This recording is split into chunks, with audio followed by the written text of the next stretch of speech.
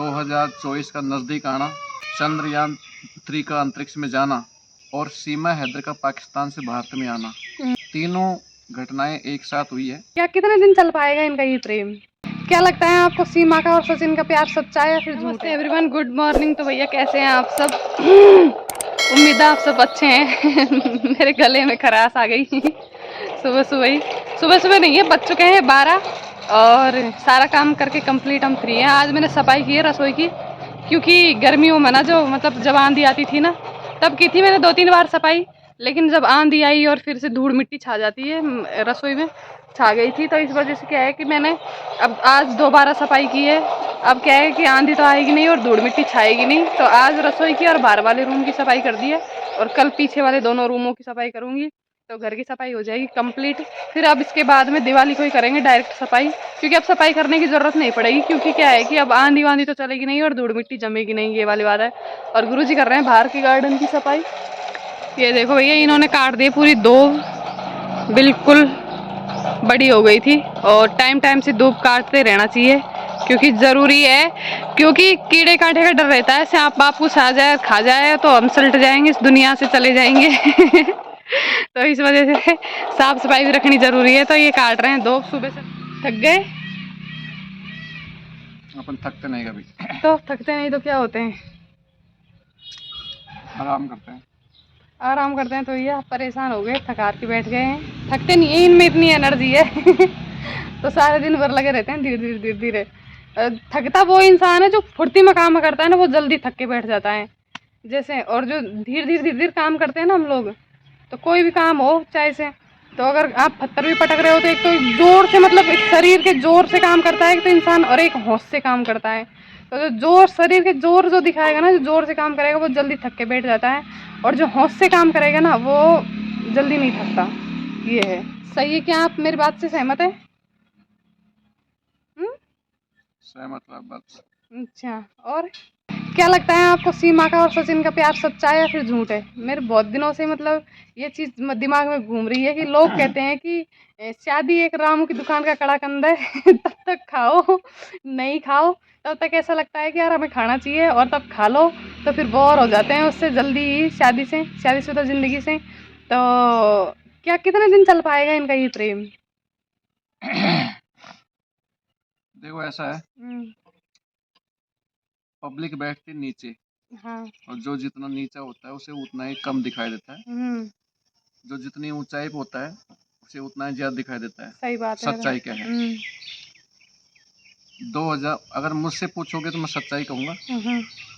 2024 का नज़दीक आना, चंद्रयान 3 का अंतरिक्ष में जाना और सीमा हैदर का पाकिस्तान से भारत में आना, ये तीनों घटनाएं एक साथ हुई है। प्री प्लान है, किसका है क्या है अपन को कोई मतलब नहीं, लेकिन मुझे ऐसा लगता है कि ये चुनाव की रणनीति है। हर बार जब चुनाव नज़दीक आते हैं तब कोई न कोई इस तरह का षड्यंत्र, इस तरह की साजिश, इस तरह का बड़ा कांड पब्लिक के सामने दिखा करके पब्लिक की आंखों में धूल झोंकी जाती है और सच्चाई को छुपाया जाता है। अंदर ही अंदर क्या तैयारी चल रही है, पब्लिक का मुंह किधर है, पब्लिक का कैमरा तो उधर है, सीमा हैदर की तरफ। सीमा की तरफ। चंद्रयान जो भारतीय वैज्ञानिकों ने इतने मेहनत से बनाया, उसकी तरफ किसी का ध्यान नहीं है, सीमा हैदर की तरफ ध्यान सबका। और आने वाले चुनाव में मैं किसी पार्टी का नाम नहीं लूँगा, क्योंकि मैं संविधान को साथ में रखते हुए बोलता हूँ, मैं किसी की बुराई नहीं कर रहा हूँ, वरना मैं किसी का नाम भी नहीं ले रहा हूँ।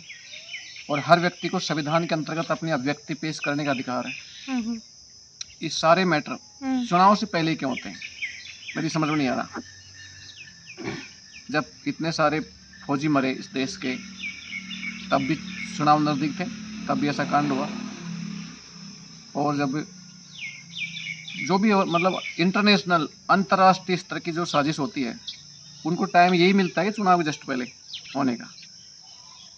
तो इसमें गलती किसकी है क्या है वो तो सब बाद की बातें हैं, आपने कुछ बोलना नहीं है। बट मुझे जो लगता है वो ये लगता है कि चुनाव से जस्ट पहले जो भी घटनाएं होती है, और बड़े लेवल की घटनाएं होती है जहाँ पब्लिक का ध्यान झुकाया जाता है, वो सारे साजिश के तौर पे होती है।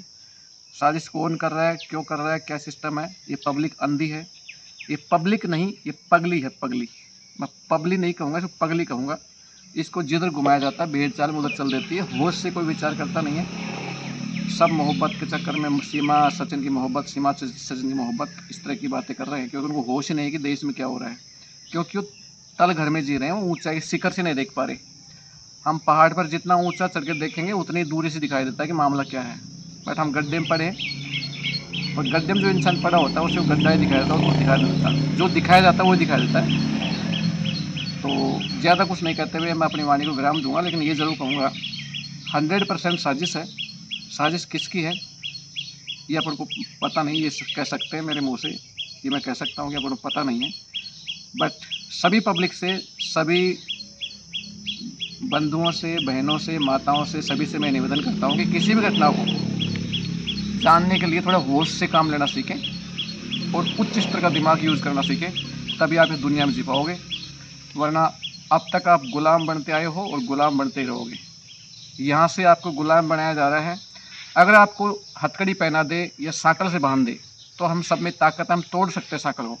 लेकिन यहाँ से आपको गुलाम बना दिया जाए तो आज तक हज़ारों साल से आप गुलाम हो और गुलाम ही रहोगे।